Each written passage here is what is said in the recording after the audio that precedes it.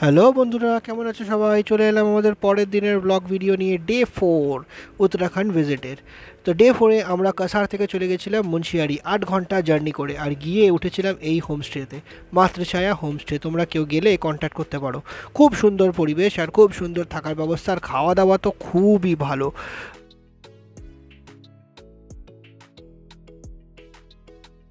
আর এখান থেকে ছিল আমাদের ভিউটা, রুম থেকে দেখো কত সুন্দর।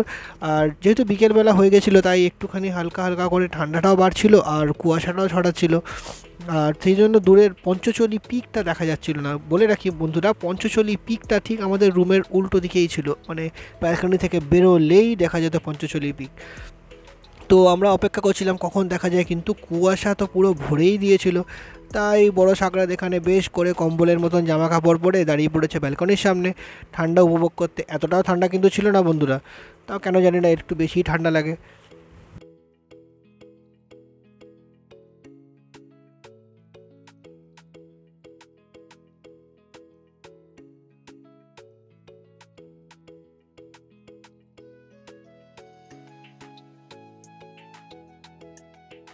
আর কিছুক্ষণ রেস্ট নিয়ে আমরা বেরিয়ে পড়লাম আশপাশটা এক্সপ্লোর করতে।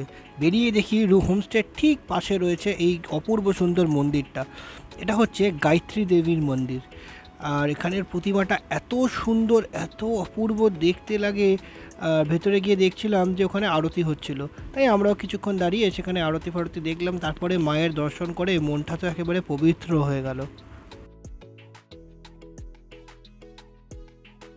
তো মন্দির থেকে বেরিয়ে এই আমরা আশপাশটা একটু হাঁটাহাঁটি শুরু করলাম। আর একটুখানি এগিয়েই দেখি এই ছোট্ট একটা ঝর্ণা। তখন তো বর্ষাকাল নয়, তাই ঝর্ণাগুলো শুকিয়েই ছিল, তবু অল্প অল্প জল আসছিল, সেটাই দেখতে মনোরম লাগছিল।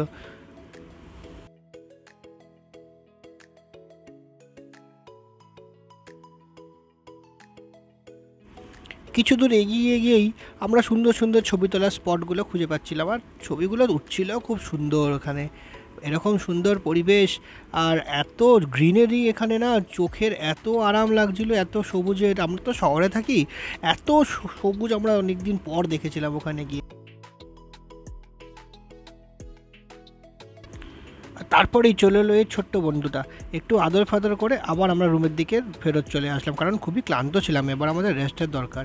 আর রুমে ঢোকার আগে দেখি এখানে একদল ভেড়া নিয়ে একটা আন্টি চলেছেন। তো আমরাও ভেড়াদেরকে একটু টাটাফাটা করে এবার চলে গেলাম রুমের ভেতরে। এখানেই আমাদের ডে 4-এর হলো শেষ।